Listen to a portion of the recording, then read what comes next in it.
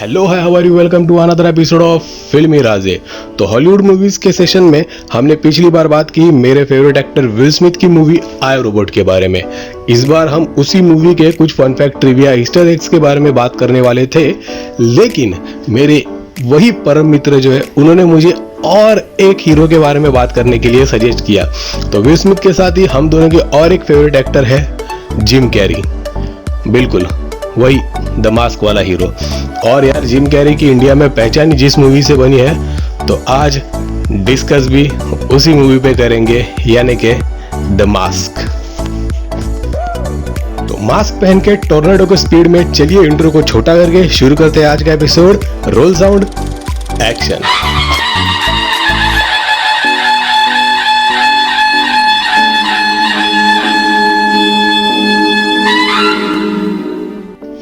तो बेसिकली ये movie based है डार्क हॉर्स कॉमिक्स के द मास्क इस कैरेक्टर पे। फिल्म में ये कैरेक्टर में जितना ही कॉमेडी दिखाई देता है, कॉमिक्स में ये उससे बिल्कुल विपरीत है। कॉमिक में ये एक आर रेटेड कैरेक्टर है और ये इतना आर रेटेड है कि इसके सामने वेनम भी बच्चा लगेगा। 18 मिलियन की लागत से बनी इस फिल्म ने वर्ल्ड वाइड 351 मिलियन का बिजनेस किया था, जो इसे एक ब्लॉकबस्टर फिल्म बना देती है। इसी के साथ ये फिल्म विजुअल इफेक्ट कैटेगरी में ऑस्कर के लिए भी नॉमिनेट हो चुकी थी। 1994 में इस फिल्म के हिट हो जाने के बाद न्यू लाइन सिनेमा इस फिल्म का एक सीक्वेंस भी लाना चाहती थी, लेकिन उस वक्त जिम कैरी अपने किसी भी फिल्म के सीक्वल को करने में इंटरेस्टेड नहीं थे और इसीलिए ये प्लान कैंसिल हो गया। बहुत साल वेट करने के बाद आखिरकार 2005 में इस फिल्म का सीक्वल तो आया, सन ऑफ मास्क के नाम से, लेकिन ये फिल्म बहुत ही बकवास बनी थी और इस फिल्म को worst film of the year का अवार्ड भी मिला था।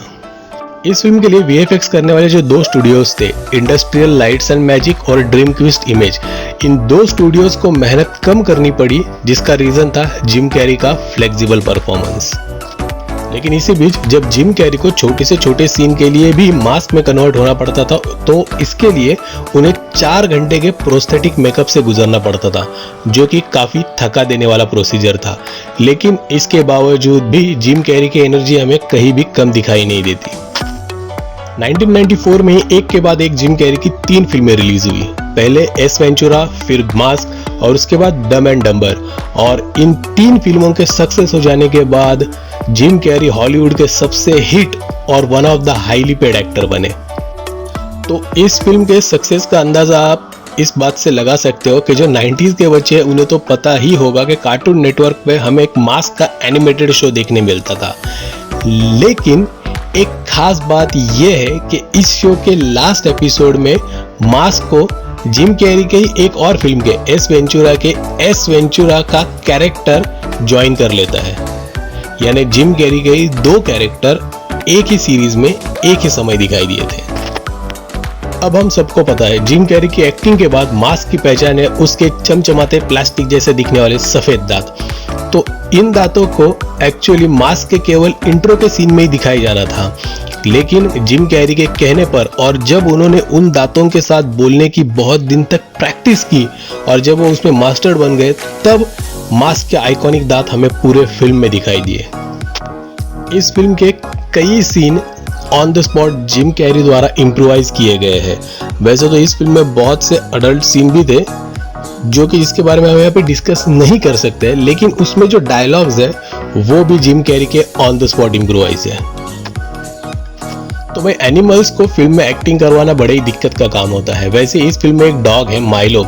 एक सीन में जहाँ दरवाजे पर नॉक होते ही स्टैनली अपना पैसा क्लोजेट में छुपाने लग जाता है, तब माइलो आकर फ्रिस्बी को दबोच लेता है।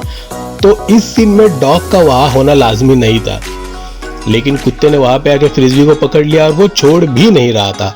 तो इस सीन में हमें जो जिम कैरी सीन करते हुए दिखाई देते हैं, वो पूरा का पूरा सीन जिम कैरी द्वारा इम्प्रोवाइजेशन किया गया है। तो इस फिल्म में मास्क ने जो आइकॉनिक येलो सूट पहना है, वैसा कोई भी सूट मास्क ने अपने कॉमिक में नहीं पहना है, बल्कि ये आइडिया था जिम कैरी का, क्योंकि ये सूट उनके उस सूट पे बेस्ड है जिसे जिम कैरी की मां ने उनके पहले स्टैंड अप के वक्त बनवा के दिया था। भले ही ये सूट जिम कैरी की भावनाओं से जुड़ा हो, लेकिन पूरे फिल्म में इसका अपीयर केवल 5 मिनट के लिए हुआ था, लेकिन फिर भी ये सूट मास्क का आइकॉनिक पहचान बन गया था। इस फिल्म में टीना के रोल करने वाली कैमरून डायज के जगह पे पहले स्टूडियो एना निकल स्मिथ को लेना चाहती थी, लेकिन फिल्म के डायरेक्टर चक रसल के बहुत ही इंसिस्ट करने पे ये रोल चला गया कैमरून डायज के पास। तो कैमरून डायज के बाद बात करते हैं जिम कैरी के रोल की। तो ये रोल पहले ऑफर हुआ था मैथ्यू बॉर्डरिक को, Steve Martin, Robin Williams, Keanu Reeves और निकोलस केज को, लेकिन इन सब के लाइन में होते हुए भी डायरेक्टर चक रसल के फोर्स करने पे ये रोल जिम कैरी को दिया गया और रेस्ट इज ए हिस्ट्री। तो डार्क हॉर्स कॉमिक्स जिनका एक कैरेक्टर है वो चाहते थे जिस तरह मास्क कॉमिक्स में लोगों की हंसते हंसते बेरहमी से जान ले लेता है, उसी तरह फिल्म में भी वो ऐसा ही करें। लेकिन चक रसल इस फिल्म का टोन बदल देना चाहते थे जब उन्होंने इस फिल्म के लिए जिम कैरी को फाइनल किया था। तो जैसा कि मैंने कहा, इस फिल्म के बाद जिम कैरी हॉलीवुड के हाईली पेड एक्टर तो बन गए, लेकिन इस फिल्म के वक्त जब उन्हें साइन किया गया था तब उनकी साइनिंग अमाउंट थी $4.5 लाख, जो कि हॉलीवुड के हिसाब से बहुत ही कम थी। लेकिन एस वेंचुरा के हिट होने के बाद और द मास्क की चर्चा बहुत बढ़ जाने के बाद डम्ब एंड डम्बर के लिए उनकी फीस बढ़ा के $70 लाख तक कर दी थी। तो इस फिल्म में स्टैनली को कार्टून से काफी लगाव है ऐसा दिखाया गया है, इसलिए वो मास्क के रूप में जब भी कभी आते हैं तो बहुत से कार्टून को रिप्लिकेट करते हुए दिखाई देते हैं। जैसे जब पहली बार वो मास्क पहन के टोर्नाडो की तरह घूमते हैं तो ये टास्मानियन डेविल को कॉपी किया गया है। पेपिली प्यू को जब वो टीना के साथ पार्क में होता है, द बग बनी को जब वो गैंगस्टर के हाथ में अपनी जान छोड़ देने की एक्टिंग करते हैं, और टेक्स एल्फ्री वुल्फ को जब वो क्लब में पहली बार टीना को देखते हैं। तो हमें पता है कि हर एक एक्टर कोई ना कोई फिक्शनल कैरेक्टर करने के लिए उस कैरेक्टर की एक्टिंग में कहीं ना कहीं से इंस्पिरेशन लेके एक्टिंग करता है। जिम कैरी ने भी बिल्कुल वही किया। मास्क ये जो कैरेक्टर है इसका इंस्पिरेशन थे उनके पिताजी। जिम कैरी कहते थे उनके पिताजी भी मास्क की तरह ही बड़े मजाकिया थे और वो हर चीज में कॉमिक एलिमेंट ढूंढते थे। जैसे कि 90s में एक परफेक्ट सुपर हीरो फिल्म बनानी हो तो उसके लिए एक सीन जरूरी होता था, यानी कि किसी गली के सुनसान कोने में कुछ गुंडे किसी को लूट रहे हैं और सुपर हीरो आके उन गुंडों को मारता है और बचा लेता है। जिम कैरी भी इस फिल्म में ऐसा ही सीन चाहते थे, लेकिन चक रसल ने ऐसा कोई भी सीन करने से इस फिल्म में इनकार कर दिया। आखिरकार ऐसा ही सीन जिम कैरी ने किया, लेकिन अपनी फिल्म ब्रूस अलमाइटी में। तो इस फिल्म के एक सीन में जहां पर माइलो के कान चाटने की वजह से स्टैनली की नींद उड़ जाती है, तो इस सीन को करने के लिए खुद जिम कैरी ने अपने कानों पर पीनट बटर लगा लिया था ताकि डॉग आकर उन्हें चाटे, और उन्होंने ही बताया था क्रू मेंबर्स को कि पेट्स के साथ शूट कैसे किया जाता है।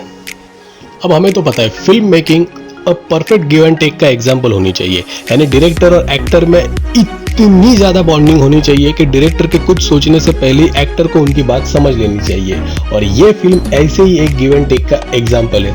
चक रसल ने ये फिल्म जिम कैरी को नजर में रखकर ही लिखी थी, और जब वो ये स्क्रिप्ट लेके जिम के पास गए तो जिम ने स्क्रिप्ट पढ़ते ही चक से ये कहा कि मुझे ऐसा क्यों लग रहा है कि ये फिल्म तुमने सिर्फ मेरे लिए ही लिखी है। तो क्लब का एक सीन है जहां पर जिम कैरी अलग अलग कैरेक्टर में बदलकर गुंडों से फाइट करते हैं, लेकिन ये सीन बहुत अच्छा होने के बाद भी डायरेक्टर इसे ओके नहीं कर रहे थे। उनका कहना था जब तक इस सीन में जिम एल्विस प्रिस्ले का मिमिक नहीं करते तब तक वो इस सीन को ओके नहीं कहेंगे, और तब तक जिम कैरी घर भी नहीं जा सकते। तो इस फिल्म में स्टैनली के पास जो कुत्ता दिखाया गया है यानी माइलो, तो रियल कॉमिक्स में स्टैनली के पास कोई भी कुत्ता नहीं था, लेकिन हम सबको पता है कि अमेरिका में डॉग्स को स्ट्रेस बस्टर माना जाता है, तो इस फिल्म में भी स्ट्रेस बस्टर के रूप में ही इस माइलो को ऐड किया गया था। तो इस फिल्म में एक सीन है जहां पे बम खाने के बाद मास्क एक डायलॉग कहता है, इट्स स्पाइसी मीट बॉल। तो ये डायलॉग लिया गया है अल्का सेल्टजर के एक एड से, जहां पे एक बंदा मीट बॉल खाने के बाद ये डायलॉग बोलता है। अब इस फिल्म में जितने भी स्टैनली के बैंक के अंदर सीन दिखाए गए हैं वो सारे के सारे सीन केवल एक ही दिन में फिल्माए गए हैं और उन्हें बाद में लाइन अप किया गया था। अब इस फिल्म के एक सीन में जहां पे एक लेडी कॉप हमें मास्क के साथ डांस करते हुए दिखाई देती है, तो वो फ्यूचर में जाके एक हॉलीवुड की डायरेक्टर बनी है, जिन्होंने 2009 की मूवी द प्रपोजल को डायरेक्ट किया था, जिनका नाम है एनी फ्लेचर। तो जिम कैरी के हार्डकोर जो फैन है उन्हें तो पता ही होगा कि जिम कैरी को क्लिंट ईस्टवुड के डर्टी हैरी का इंप्रेशन करना बहुत पसंद है। हाँ, वही जिसे कुछ बेवकूफ टिकटॉकर जोकर के नाम से इंप्रेट करते हैं। हाँ, तो उनकी नकल करना इतना उनको पसंद है कि वो अपने स्टैंड अप में भी डर्टी हैरी की जरूर नकल करते थे, और उन्होंने इस फिल्म में भी इसकी नकल की है। और ये कैरेक्टर उन्हें इतना पसंद है कि उन्होंने अपनी 2003 की फिल्म ब्रूस अलमाइटी में भी इसका इंप्रेशन किया है। तो फिल्म के एक सीन में जहां मास्क टीना को एक फ्रेंच टाइप में इंप्रेस करने की कोशिश कर रहा होता है, तब वह अचानक से पुलिस आ जाती है और मास्क कहता है मेरडे। तो ये एक फ्रेंच वर्ड है जिसका इंग्लिश में मीनिंग है ओ शिट। तो बॉस, इसे कहते हैं डिटेलिंग। तो जैसा कि मैंने पहले कहा था कि मास्क का टॉर्नेडो जैसे घूमना कॉपी है लूनी टून के टास्मानियन डेविल से, लेकिन यही रेफरेंस दिखाने के लिए जब पहली बार स्टैनली मास्क पहनता है और वो मास्क में बदलने के लिए घूमता है, तो हमें वही सोफे पर टास्मानियन डेविल का एक कुशन दिखाई देता है। तो आज के लिए बस इतना ही। अगर आपको इससे भी और कुछ ज़्यादा फैक्ट पता होंगे तो मुझे कमेंट करके ज़रूर बताइए। तब तक के लिए एंजॉय करते रहिए इस वीडियो को, शेयर कीजिए, लाइक कीजिए, और हाँ, अब तक आपने अगर ये चैनल सब्सक्राइब नहीं किया है तो कर लीजिए। Hit that red button and make it grey because you all know I hate red colour.